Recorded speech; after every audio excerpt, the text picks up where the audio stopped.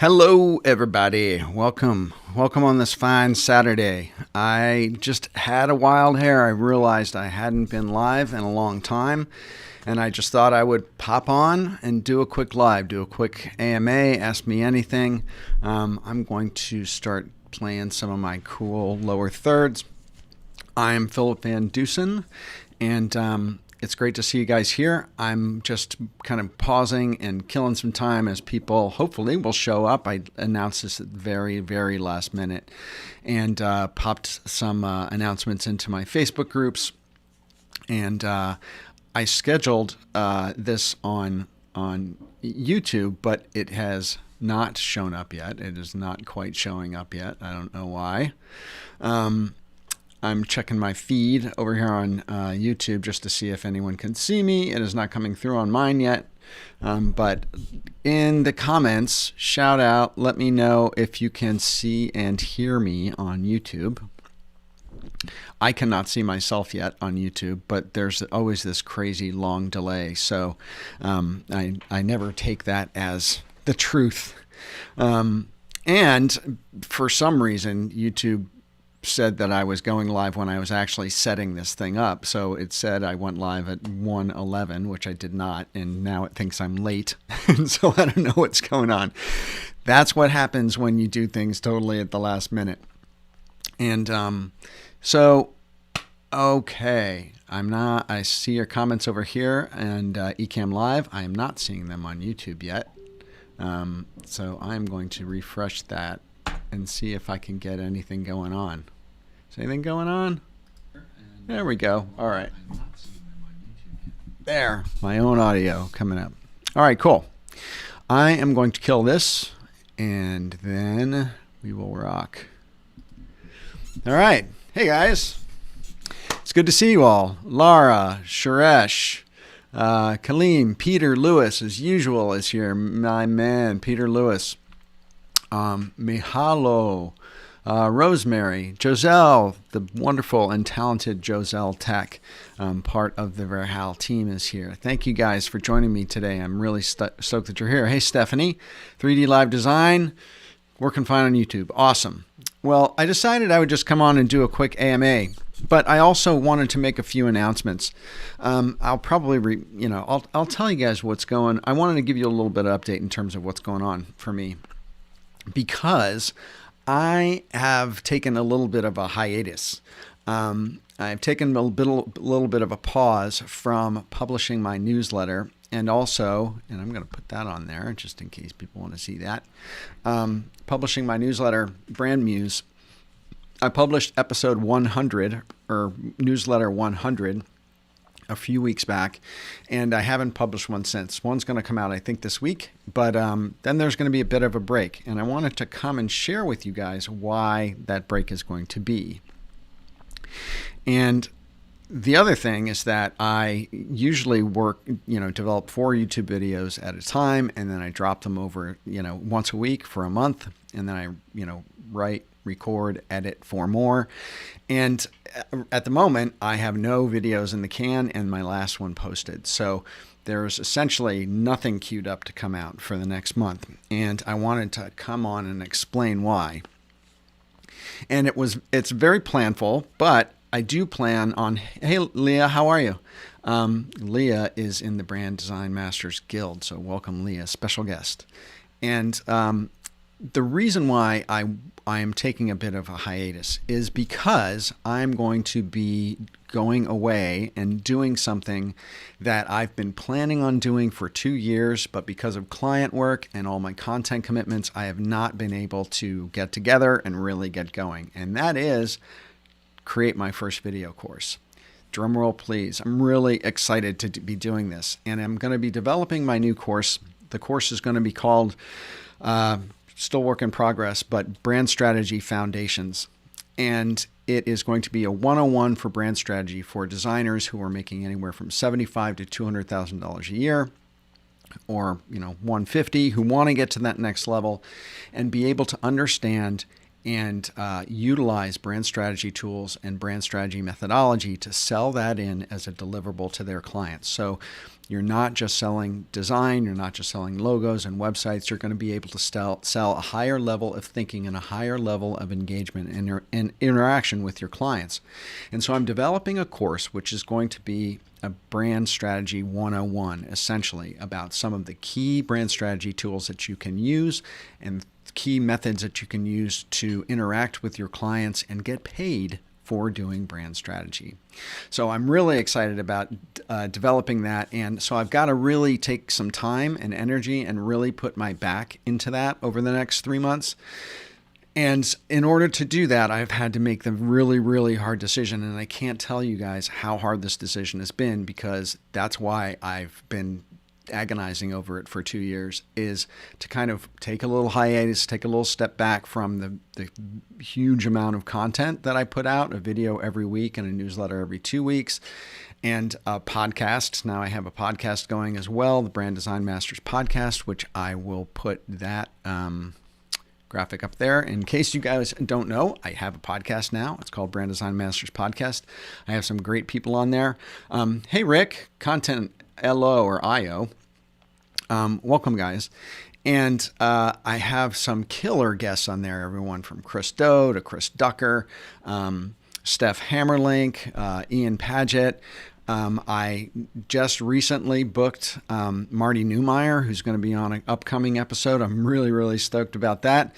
And so, again, yet another, kind of major content commitment that I've laid out for myself. And as you guys know, I love doing content. It fills my heart. It, helps you guys out. And it's something I'm super passionate about. But I'm also, as you know, very, very passionate about teaching. And I'm really looking forward to kind of focusing my attention on building this video course to launch in mid-January. And I'm going to try to be transparent about it and share a bit of my process in terms of what I'm going through in order to develop that video course. And because I'm not going to be putting out the usual kind of highly produced, highly written, highly thought through content that I usually do. It's going to be a little bit more kind of behind the scenes for the next few months, because that's all I'm going to really be able to manage while I'm going through architecting this course. So I'd love to hear any feedback you guys have on that idea. If anyone's stoked or interested, you will obviously be hearing a whole lot more about that course over the coming months, and particularly in the Brand Design Masters Facebook group. I have a new Facebook group. It's called Brand Design Masters. And if you're not a member, you should be. Chances are you probably are, because this is pretty much the only place I announced this live that I was going to do. So probably most of you guys are coming from Facebook. But if you are not a member and you just happen to see this pop up on YouTube and you showed up, Brand Design Masters is a Facebook community full of creative professionals and entrepreneurs who are using branding, design, and strategy to build their businesses and help build the businesses of their clients and others. And so it's a private group. You have to answer a couple questions to get in. Sorry, I'm over amping. I'm going to have to turn this down a little bit. But you'll get in, and it's full of an amazing community of creative pros and entrepreneurs who are helping each other out and networking and building their businesses. So definitely check that out if you haven't. Let me turn that off. And so that's the big news. That's the big kind of news that I'm dropping, which is that I am, and I'll be mentioning this in a couple different places so kind of everyone gets it, because I know this kind of appearance was very, very last minute. And so I'm going to be taking a bit of a break from my usual content production. Now, that said, I have a paid mastermind group that I manage that I'm going to be obviously continuing to work on. Hey, Franz. Hey, Nancho. Hey, you guys, I'm going to be taking questions as an AMA in a few minutes. So if you have a question or are thinking of a question that you want me to answer, make sure that you type the word question in all caps before your question. Joselle is here, but it's nighttime in the Philippines. I'm not sure how long she's going to be able to hang out, but that's the way I can scroll back through the comments and quickly recognize where there's a question. If you type all caps in the question, all caps the word question before your question. So thank you very much for that. And so that's kind of what the news is. That's big news, and I'm really, really stoked about it. I will, like I said, be showing up in my Facebook groups, my 2 Brand Design Master Guild groups, and the Brand Design Masters Facebook group. I'll be interacting with those, obviously, and seeing you guys all there. And the people who are there will also be, very up to date on where I am in my process and what I'm doing. The other thing is that I will probably be going live as well in the Facebook group for the people who are the members of that private group, to share even a little bit deeper into my process, and to just show up and do some AMAs and stay in touch with people and have some, virtual coffees and stuff like that, just to stay in touch with you guys as I am putting my back into developing this course. And as you guys know, I have my own agency, my own brand consultancy, and my own clients. So the last 5 years has been a constant juggling of my client work, developing my personal brand, my content, and now, a deeper level of community that I'm starting to foster and to interact with, that has grown out of that audience that I've built. And so you guys are a part of that, and I am so appreciative that you are here and you're making a little time on what in the New York metropolitan area is an absolutely spectacular early fall day. And I don't know why, I had like this thought that I just had to touch base with you guys and get in there and share what was going on. So, and then I also have a little bit of content that I can share with you guys, and it's really around the topic of networking. And some of this grows out of the conversations that I've been having in my Brand Design Masters Guild, my private mastermind group. And I've been doing some, gathering some testimonials from the first group, Guild 1, that just ended. And I've been getting some amazing feedback from that group that I wanted to share with you, because I think that it's really, really germane for the situation that a lot of us find ourselves in right now. And it's kind of an overarching sentiment that as I talk to creative pros and entrepreneurs, it's really, really super prevalent. And so there's a bit of a topic I'd like to talk about. But before I jump into that, let's take some questions. If anybody has any questions about branding, design, strategy, creative careers, entrepreneurship, building personal brands, please throw it out there. Iced coffee. All right. And I know that there's a huge lag on this. Like I don't see comments coming into me until 20 seconds, 40 seconds after you guys have typed them. So sometimes it takes a moment for things to come in. Johnny asks, question, how to learn Western graphic culture? I am Asian and it's hard to understand. Johnny, that's a really good question. That's something, because I am from the Western world, I take completely for granted.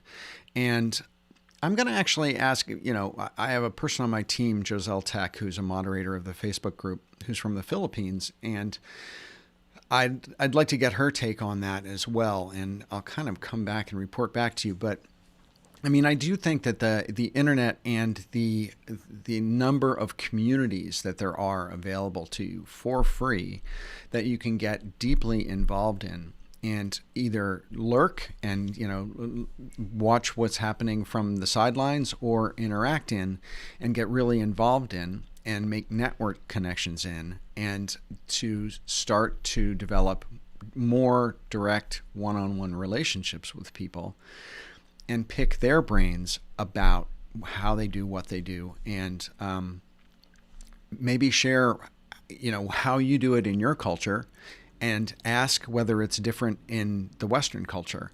I think that's, I've done a number of projects with clients who were from Asia, and there are obviously very, kind of different social norms in how businesses are run, for one thing, and sometimes that are very stark. And the only real way to kind of get a window into that is to immerse yourself in it, or to find one or two people that you can talk to and really dive into it deeply with them around the question that you have around it.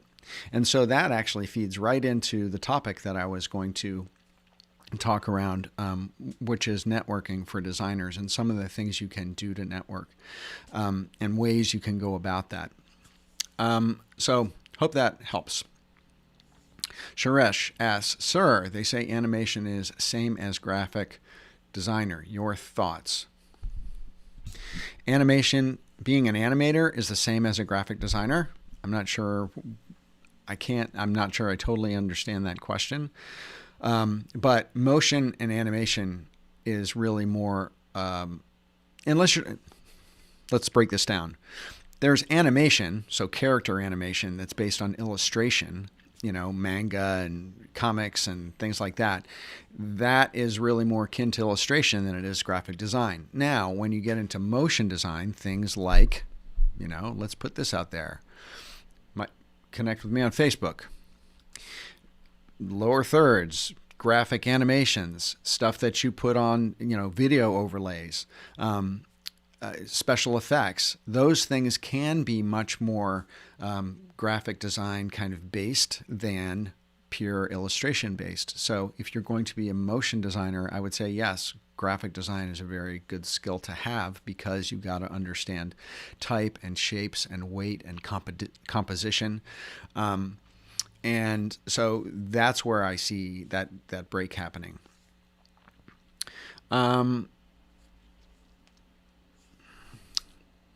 Okay. Mahmood says, I asked you about an interview for graphic designer. If you're saying that you asked me to interview as a graphic designer with me, I don't use external graphic designers. I have a very tight team of partners that I have in my agency, and I don't hire graphic designers as freelancers. I have partners in my agency. So I appreciate the outreach, but I'm not the guy. But what I would say is that if you are, looking for work as a graphic designer, you should definitely make use of LinkedIn. And that's a whole nother webinar that I'm going to do about how creative professionals can and should be using LinkedIn. You have an interview on Monday. That's awesome. That's cool. I have a couple killer videos on interviewing skills for creative professionals. And if you have an interview on Monday and you haven't watched those videos, maybe Joselle can grab the URL and throw it in chat. But I have two really, really good videos, one of which has gotten a whole lot of views, and even I think it's really good. And, as many of you may know in the audience, is that I've been a creative executive for 25 plus years. I've hired more than 400 graphic designers. I've interviewed literally thousands of graphic designers, seen a lot of portfolios, done a lot of interviews. So I've kind of got an idea of what works and what doesn't and what to expect and how to ace interview. And I kind of packed it all into this 10-minute video that has been super popular, and I've gotten some amazing comments on it. If you're ever curious, go through some of the comments on that video. People come in and they say, oh man, I have an interview on Monday and I can't believe I just found this video and it's exactly what I needed. And then they come back I say, come back after you find out whether you got the job or not. And they'll come back and say, I got the job. That is what makes developing content the coolest thing to do, is when you are putting out your knowledge and it's impacting someone's life in a really, really clear way, in a really tangible way. And that on that video alone has happened at least a half a dozen times. And that is just amazingly gratifying. But good luck on your interview. You have watched them. Okay. Well, be really specific about your question then, Mahmood, if you have information from me about it. Or if you need help. If you need help, also, I do one-on-one creative coaching. That's a paid thing. You can sign up and book appointments with me on my website. Stephanie says, question, really struggling to keep up my confidence after being laid off from an agency I worked at for 10 years. Any advice? Yes. Stephanie, amazing that you say the word confidence, because the word confidence is the word that I wanted to talk about when it came to networking and when it came to the feedback that I've been receiving from my Brand Design Masters Guild Group 1 participants. In that mastermind experience, people are, when I'm asking them in their testimonial interviews about their experience in the guild, what is the one thing that they are taking away after that 12-week experience of the guild?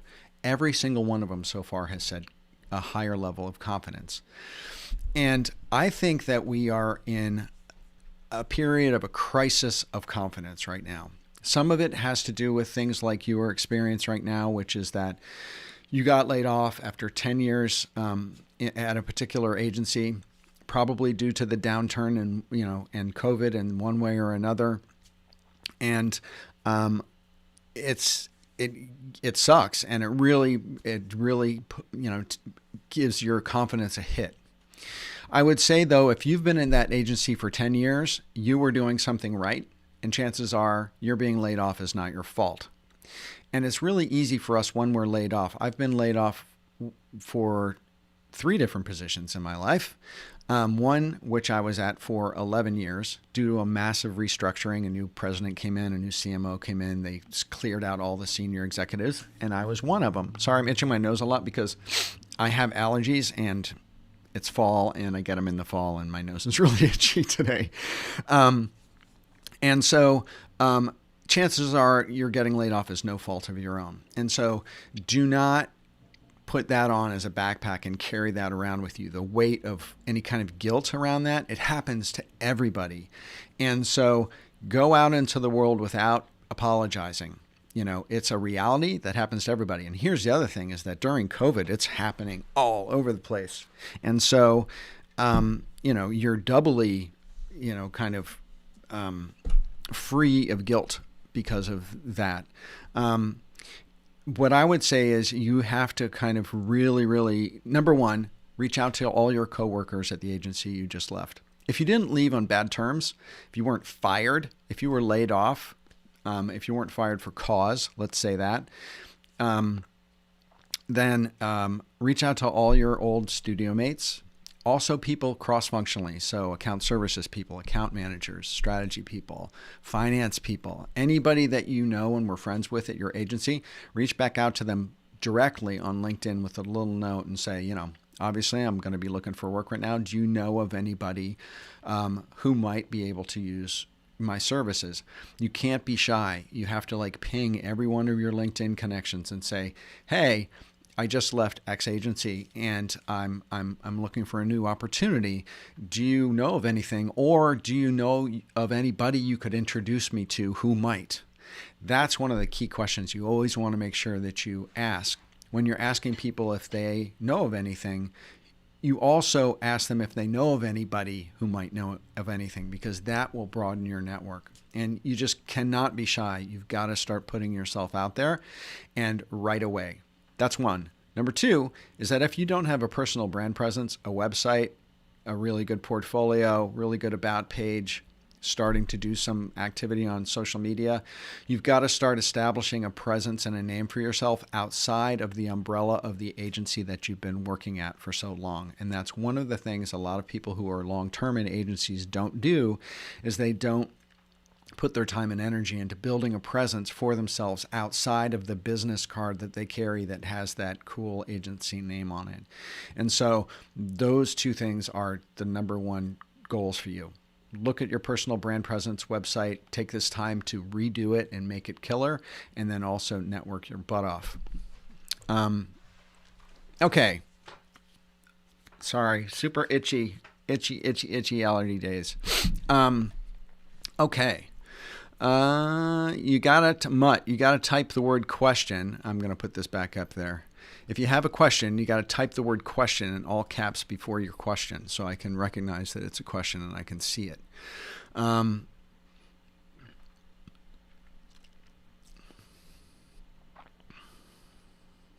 How to build a graphic design business on Instagram and Facebook. Is it possible? On those two things alone? No, I don't think it is possible. Instagram is great for creativity. It's a lot of designers and creatives looking at other designers and creatives. And Facebook, well, I take that back. Facebook, you can, if you have a good agency site and you pay to advertise.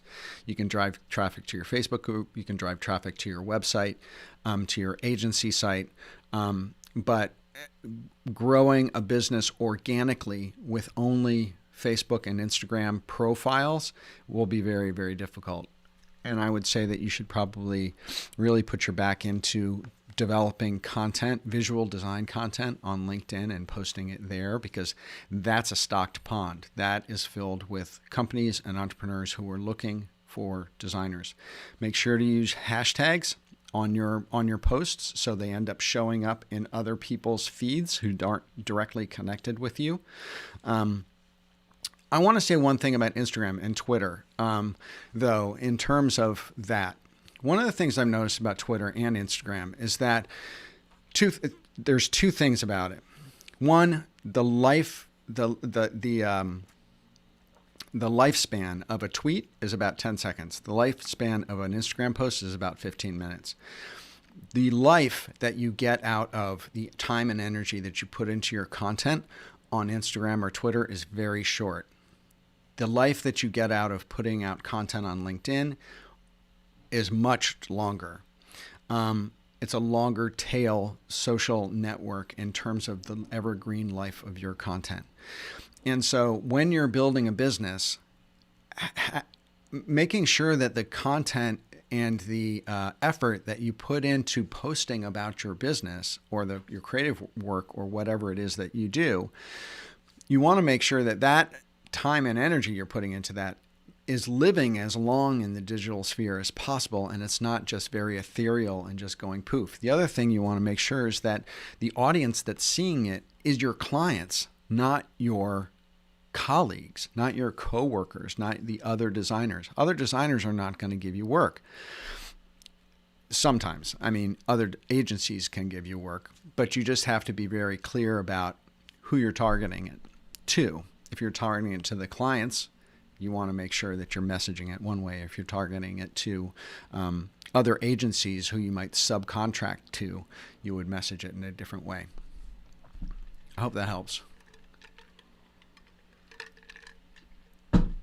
I got to look over here on Giselle is sending me some stuff.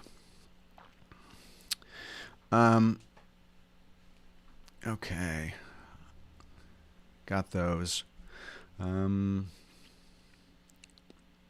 Hi, Jerome says, what tips can you give people like me who are now just transitioning to work from home permanently? Freelancing tips for a UI UX designer. Jerome, so I'm going to say that you used to work in a... My question to you, Jerome, is does that mean you are now working for yourself as a freelancer and you used to work at a company or agency and now you're cut loose and you're a freelancer? Or does this mean that you are still employed by a company or agency and you're just working from home rather than working in the studio with other people? I'm going to assume that you have a job and that you are now transitioning to work from home. Oh, sorry, it says freelancing tips. Number one, dedicated workspace. You got to make sure that you have as few distractions as possible. Whether it's a closet or a corner or, a bedroom, you want to make sure that you can focus. You want to make sure that one of the hardest things about working from home is, and that's why I run an office, is because after a year of working from home, I just found it very, very difficult, is the psychological separation between work life and home life. And so setting really specific hours and closing the door for when you're working and getting everything non-work related out of your view is really, really helpful in terms of focusing and not, answering personal emails and not, if you have pets, to schedule walking the dog, or if you have kids, you have to schedule their care with other people so you can focus on your work. Setting a very specific schedule and scheduling your time, limiting distractions, and then scheduling your day. So you're scheduling time to work, scheduling time to educate yourself, scheduling time to network, scheduling time for business development, for content development. All of those sorts of things you want to make sure you're giving a portion of your day to, or you're giving a portion of your week to, depending on how you like to work. So setting up a dedicated workspace, separating work from life, no distractions, scheduling your day. Those are some of the biggest suggestions that I have. Oh, wow. Oh, my God. Sorry. Joselle's communicating with me on a messenger, and I had not scrolled down, and there's like 10 million questions now on here. Just so you know, Joselle sees the word question in all caps, and she feeds me the questions over on Facebook Messenger. So it helps me kind of focus, and I don't have to go scrolling around a lot. I'm going to take these in order. And Stephanie, I'm going to come back. Well, no, I talked about that. All right.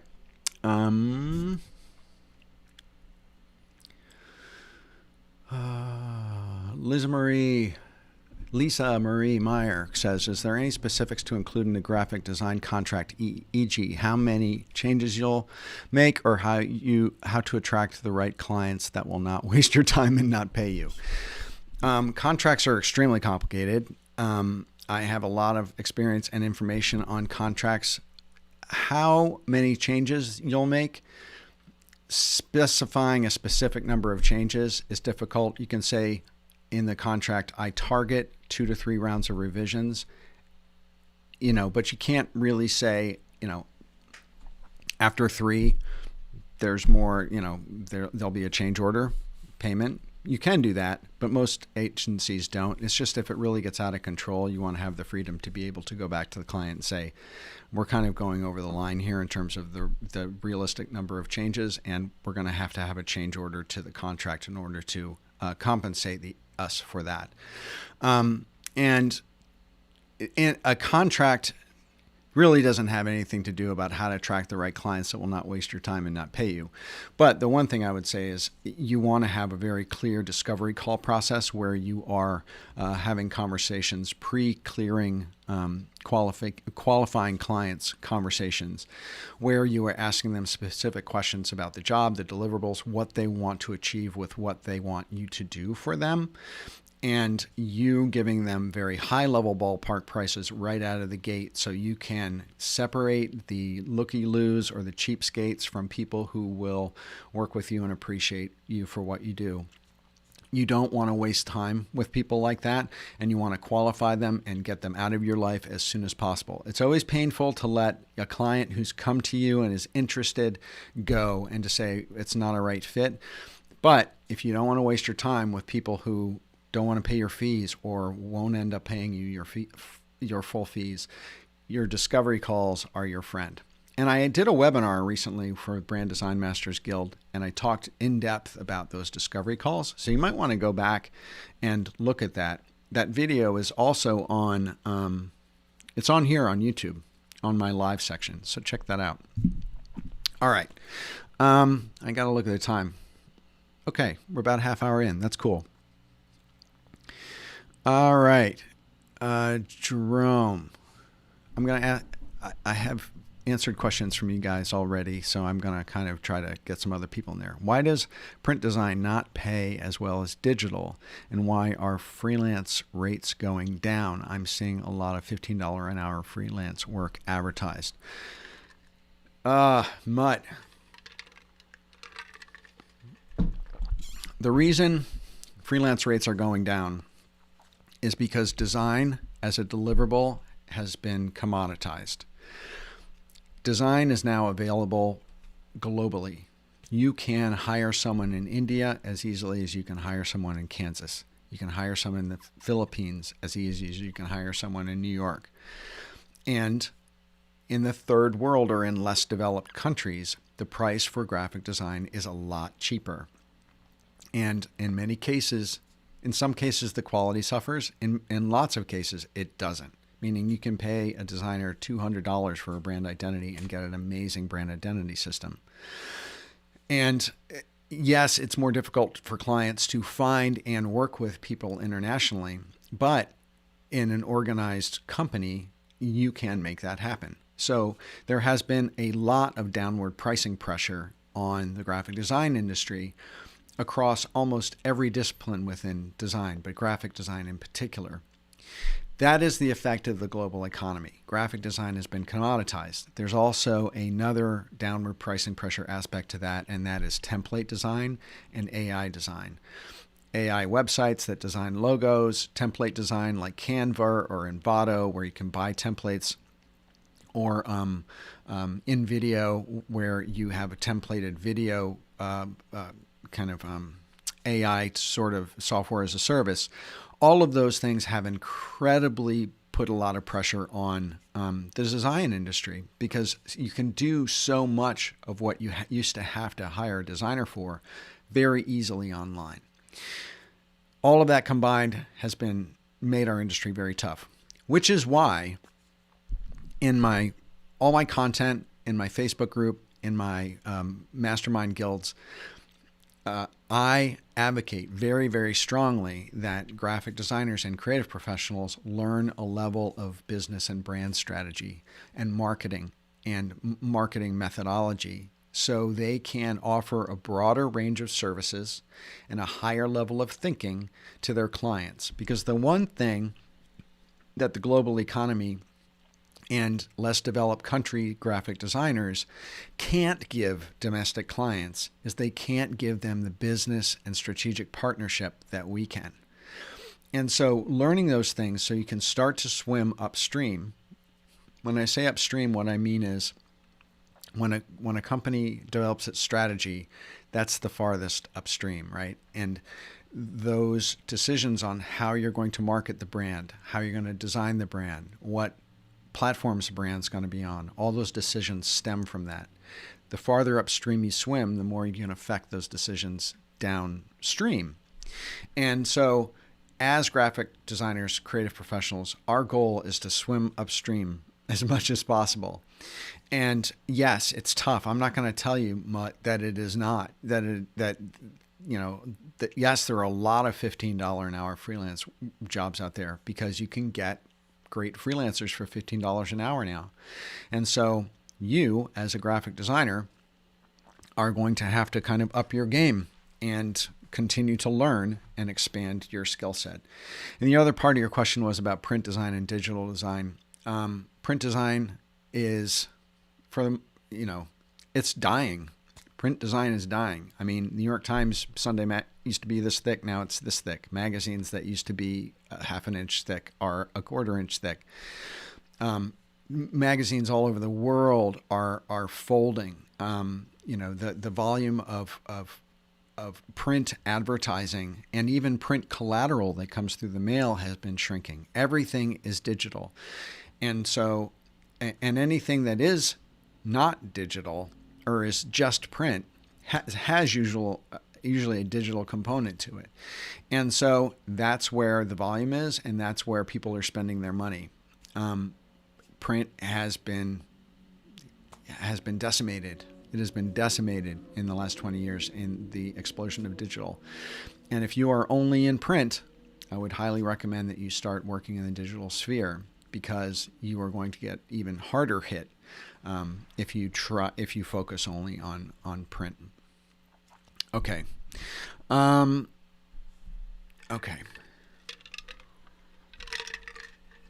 How are you guys doing? Good. Is this helping? I hope so. I also want to talk just a little bit about networking and the confidence thing that Stephanie brought up. So I'm going to circle back to that, but I'll take a few more questions. Oh, one of the things I wanted to mention was, and I know I did this at the beginning, but a lot of people weren't here yet. I started a Facebook group called Brand Design Masters. You go to facebook.com groups, Brand Design Masters. And it's a group of entrepreneurs and creative professionals who are all banding together to network with each other, share contacts. We even have a Google Sheet that has that people have entered their names and contact information, is their years of experience, what they're specialists in, and invited people to contact them. There's almost 100 people on that list right now. And so I recommend you come and join that group, and also put your information on those lists, because that's going to be a great way to network And to what I was just talking about for you, it's a great place to meet people where you can increase your skill level and find out how other people are living, surviving, and growing in this creative economy. The other thing I would say is that the creative economy that we find ourselves in right now is exploding. There's more need for creative product than there ever has been in the history of the world. And now that COVID is hit and everyone is at home, I'm finding that agencies and designers are busier than they've ever been. And so there's no excuse for not having the work that you can get to build your business right now, because there's a lot of work out there. Okay. George says, I'm currently blessed to have I'm going to see if I can do this. Wait. There. Cool. I know you can do this, but I just hadn't done it. Wait, got to put that away. I got to put this away. There we go. George says, I'm currently blessed to still have an in-house graphic design job. What would you recommend as a part or method of making passive income, or if I should focus on learning more skills? If you have a job as an in-house graphic designer, great. Congratulations. That's awesome. The one thing I would say that's probably the most important thing for you is to don't rest on your laurels and don't put all of your eggs in the basket of your employer. Because as Stephanie found out earlier in these comments, the rug can be pulled out from under you with no notice whatsoever, especially in today's economy. And you don't want to find yourself on the street with, 3 weeks of severance pay and have no website or no portfolio or no content stream, or have let your network run, become fallow, and you haven't been, developing network connections, having Zoom conversations, emailing people, developing partnerships. Those are the sorts of things that you want to nurture and grow. So if you are working in-house, if you ever leave that, or if anything ever happens, you get laid off, the company gets absorbed by another company, you find yourself laid off, you aren't caught with your pants down. That's number one. You want to make sure that you're kind of building and maintaining a personal brand and a network to make sure that not everything is tied up in the job that you have. The other great thing about that too is that, George, is that it also makes it's a mental change. Then you're not completely emotionally and psychologically identifying with the company that you work for only. You have a sense of self, a sense of independence that you're continually growing and nurturing outside of your job. Because as Stephanie said, her confidence took a hit because she got laid off after a job of 10 years. And let me tell you, that is very, very, very common. The more energy and time you put into building something independent, if something like that happens, you will be much better situated to be resilient and maintain your confidence through something like that. Now, in terms of making passive income is, one of those things that is like a great catchphrase. Everyone wants to make money while they sleep. I make money while I sleep. I make money on Facebook advertising. I make money on sales of products. And it's great. The thing about passive income is that in order to set up a passive income stream, it takes a tremendous amount of work over a long period of time. Yes, you can create a video course and put it on Evergreen Online, but unless it's like the greatest thing since sliced bread, it's not going to sell itself consistently. You have to continually market it and launch it and promote it to maintain that stream of students that are going to be purchasing that course. There's all sorts of other ways you can make passive income. You can do it through advertising on a podcast or on a, Google Ads, kind of revenue from a YouTube channel. All of those things, though, take a tremendous amount of work in building up the content that creates that passive stream. So I would say, if you're interested in that, do some real education in terms of how and you can develop that passive stream and really explore the sorts of activities you're going to have to do to start to build that as you're employed. You're in a great position right now. You already have a job. You're getting a paycheck. You are perfectly positioned to do all this stuff. take classes, educate yourself, build your personal brand, because that's the time to be doing it when you have a paycheck coming in rather than scrambling to do it. Because content marketing and developing passive income is a long game. So if you really want to do that, you got to start now. Passive income, Samurai Saint says, passive income isn't so passive, it sounds like. Passive income is incredibly not passive. Yeah, man, Joselle, take a note of that. I want to do a video on passive income. All right. All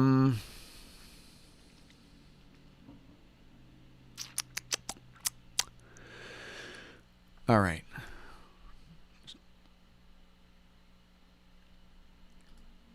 Denise says, what career moves are there that branch away from designing? I'm in my 30s, 10 years in flexographic print, final repro. I'm trying to get out and future career growth. Denise, there's one, congratulations for 10 years in that industry. You probably know a lot.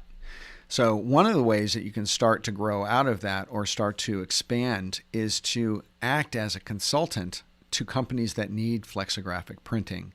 You're not actually doing the artwork, you're not doing the designing, but you're going to help them choose the best print place. You're going to help them make the best decisions around structure, around design for that's going to affect the printing process. Start to swim upstream in terms of delivering more of an intellectual deliverable or interaction than a purely design one. And so that's the easiest step, is to start to communicate, develop content or share curated content around your level of expertise, so you become seen over time as an expert in whatever it is that you're an expert in flexographic printing. And that other people will start to seek you out for that, not as a designer, but as an expert in it. And then expand your knowledge if it's going to be in print, or if it's going to be in packaging, or if it's going to be in, flexographic reproduction, but across a broader range of platforms. And start to act more as a consultant in that rather than a designer in that. That will set you up for swimming upstream and starting to act more as a business partner and less as a product or service delivery person. Hope that helps.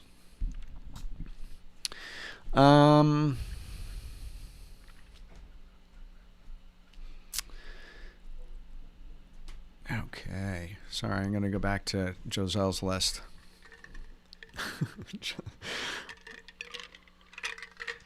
Joselle made the note that I asked her to make for me. She made it in the chat. Do a video about passive income. Okay. All right. I'll put this one in here. Mutt says, what specific design skills are in the highest demand? What new skills should I learn first? I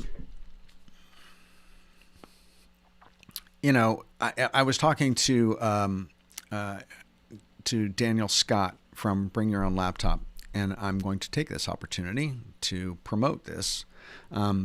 Daniel Scott has a company called Bring Your Own Laptop, and he's a certified Adobe trainer. He's spoken at the Adobe Max conference a number of years in a row as a keynote speaker. He has his own video education platform called Bring Your Own Laptop. He teaches Adobe products, Photoshop, Illustrator, InDesign, Premiere Pro, like everything.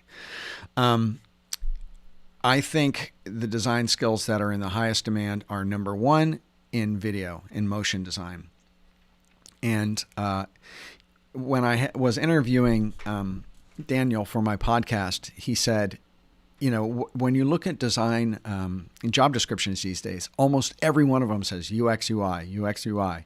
And the thing is that the people who are writing those job descriptions are like in the HR department. They don't even know what UX, UI is. They just know, oh, this is hot. We got to put it in there because they have to know how to do it.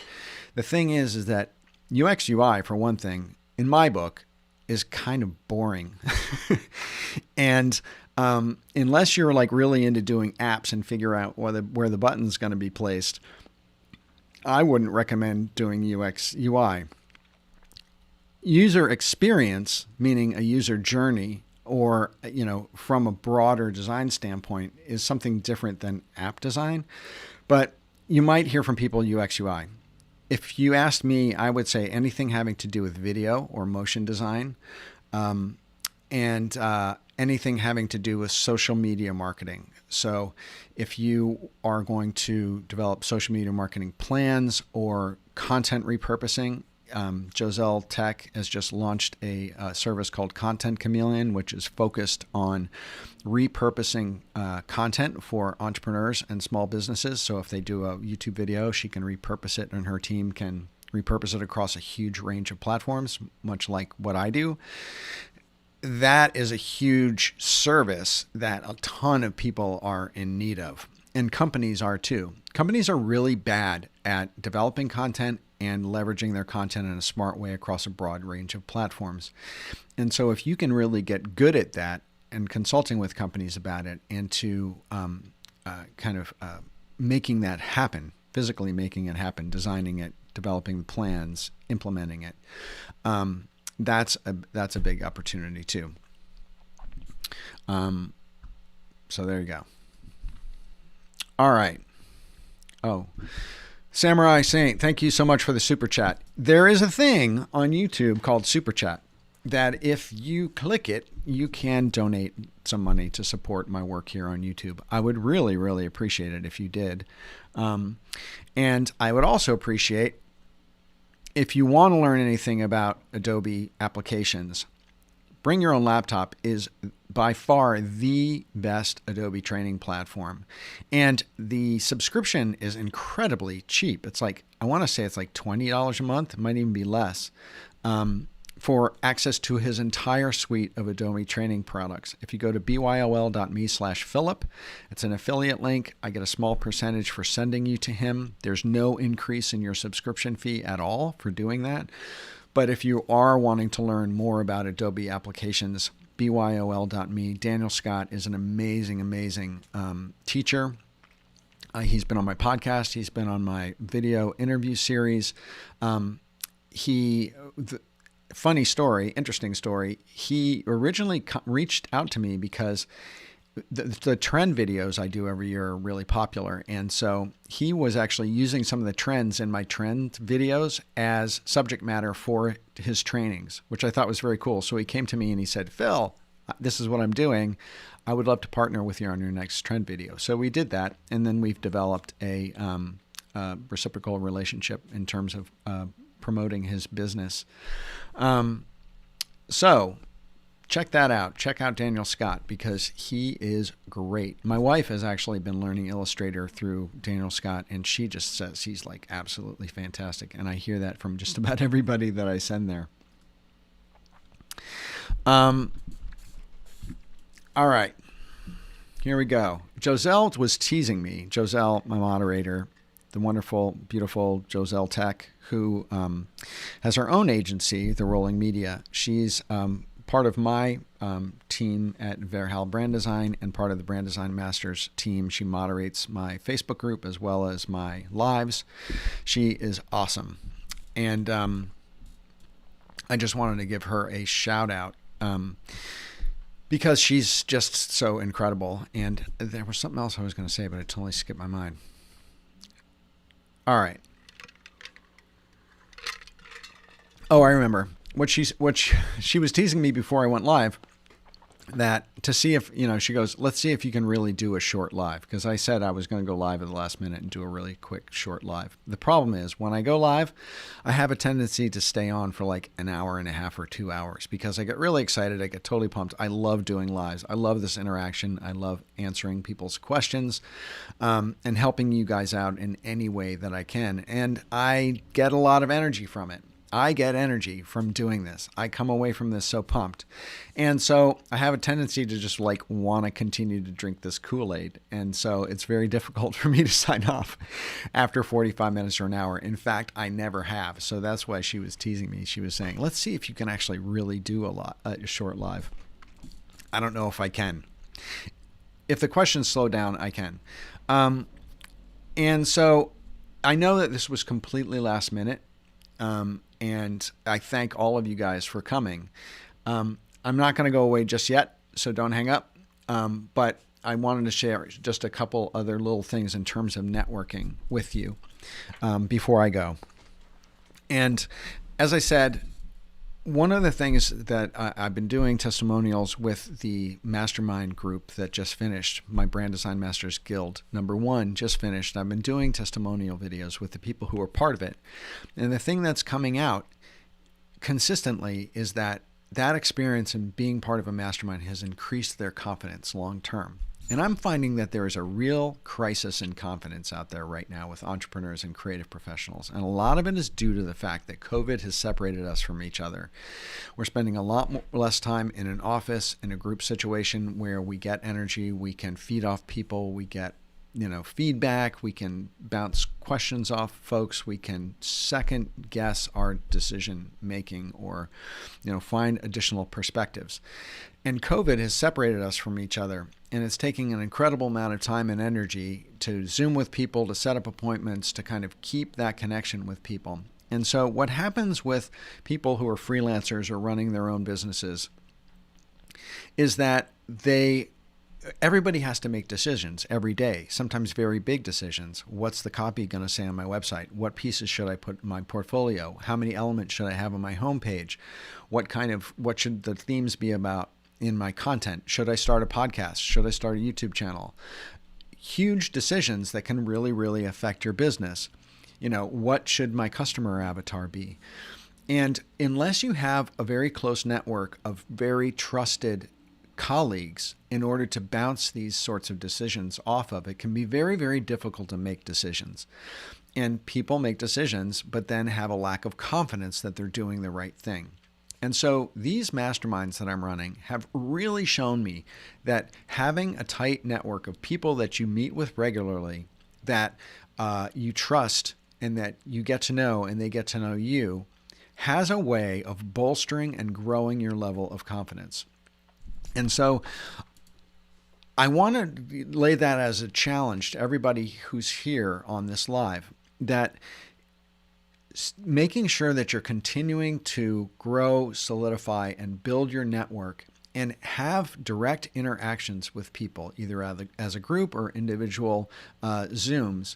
Get to know each other, find out what each other's skill sets are, be transparent, share the things that you're struggling with, get feedback from them.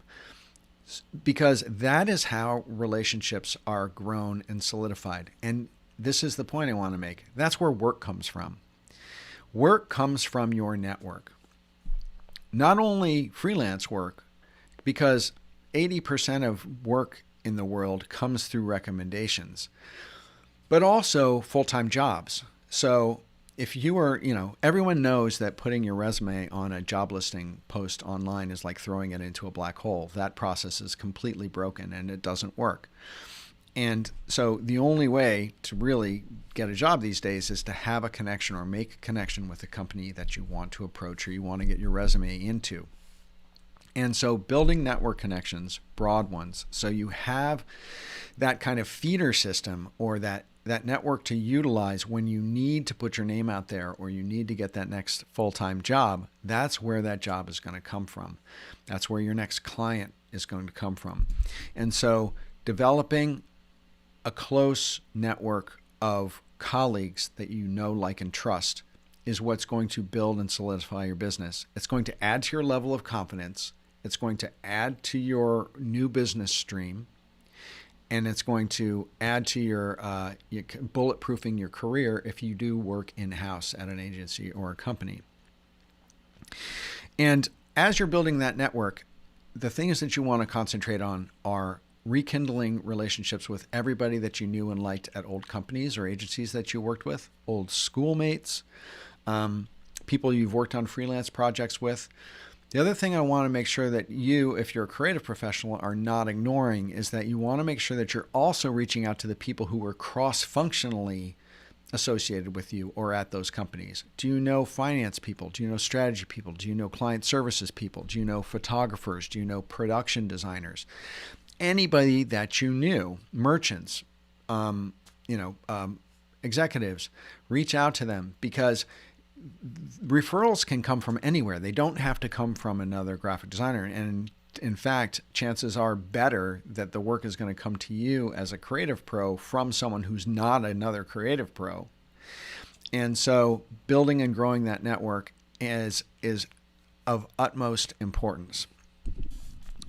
Yes, it's important to meet other creative professionals, illustrators, designers, writers, photographers, animators, editors. All that's important, but that's not where your work's going to come from unless you're subcontracting through one of those people, which is very possible. Developing collegial relationships with other like creative professionals is part of what you need to do. But the other part of what you need to do is grow your network outside of the realm of people that you usually work with.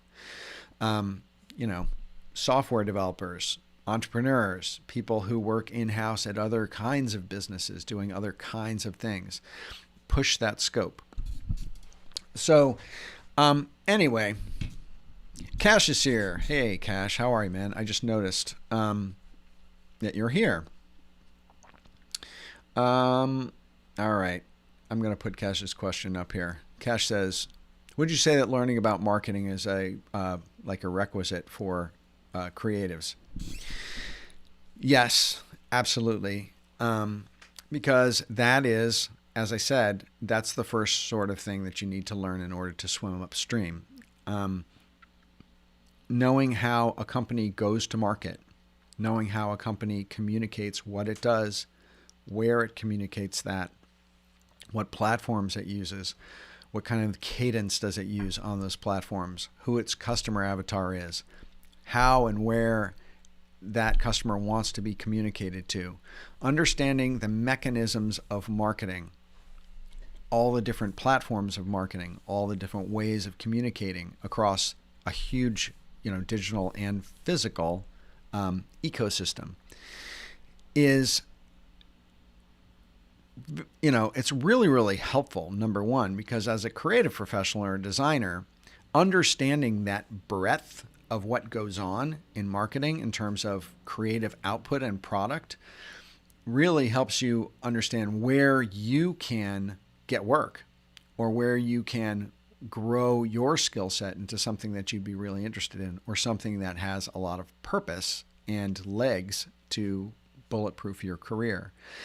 And also, I just think that understanding more about marketing will make you a better business partner. It'll make you a better business partner to your clients if you're a freelancer or have an agency, so you understand more deeply what they're doing and help them be able to execute it appropriately. It also makes you a better business partner with any kind of in-house people that you're working with, marketers, strategists, account or finance people. Understanding marketing in a deeper sense will bring you into conversations that will elevate your career, and it'll elevate your skill set to the point where you are a more important partner to keep around. People who limit themselves to just doing design or just doing creative, and they don't want to do anything else. They don't want to, learn about communication or marketing or copywriting or business or strategy. They are limiting their careers. They are creating their own glass ceiling for their career. And so you have to be more open to learning about a broader range of things. So I would say learning about marketing is probably the best thing that you can do as a creative professional. They are now offering design MBAs. So they're basically design-focused MBAs. So design-focused or creative-focused masters in business administration. And a lot of the focus on that is understanding of business, but also understanding marketing. There's a reason why design is now being wrapped into marketing in a very much more concerted way. Design has entered the C-suite in most corporations. And so being more knowledgeable in that will give you a lot more legs in your career. You'll be more promotable. You'll be able to take on bigger and better projects, and you'll be more valuable to your clients. Hope that helps. Thanks, Cash. Really good question, Cash. Really great question. Cash, you're seeding me all these great questions. I'm at an hour now. I'm gonna take a shot at your last question, and then that's gonna be it. How important are oral and written communication skills for designers, and should they look to enhancing these for their professional development? Yes, that's the short answer. Oral and written communication. Well, in particular, oral communication, because when you're a designer, you have to be able to sell your work. And I don't just mean to clients. You have to be, if you work in-house at a company or an agency, you have a design director, creative director, executive creative director over you, CMO over you. And when you are presenting your work, you've got to be able to articulate what your work is, why you made the decisions that you made, why it solves the problems that it's supposed to solve for the business purpose that it has. And so you have to learn, you have to become very articulate in semiotics, the meaning of design, what emotional triggers it has, what psychological triggers it has, and be able to communicate that very clearly to people who aren't designers. And so at a very, very near in kind of need from a creative professional, being able to articulate what your work does and why is of utmost importance. Just to sell your work in. If you're working with external clients, it's even more important because you're getting paid to deliver that work. And if you don't articulate why it's going to solve the problem, it's going to create a lot of churn and a lot of more work for you. And then written communication is also just like goes without saying, because everybody's got to communicate via email. And if you don't write a great email, or you can't articulate where you are in a process or what the process is or what the next steps are, and guide a client or coworkers through projects or stages of projects you're responsible for in a very succinct and accurate way, then you're creating a glass ceiling for yourself. So as a designer or creative, you really have to develop those articulation skills, those oral skills, the presentation skills, being able to develop a level of, and this is something I didn't even talk about, oral communication in terms of presentation skills. So being able to stand up in front of a group of people and maintain a level of confidence and to maintain a level of presence in front of people to command their attention and lead them through the presentation of some creative work.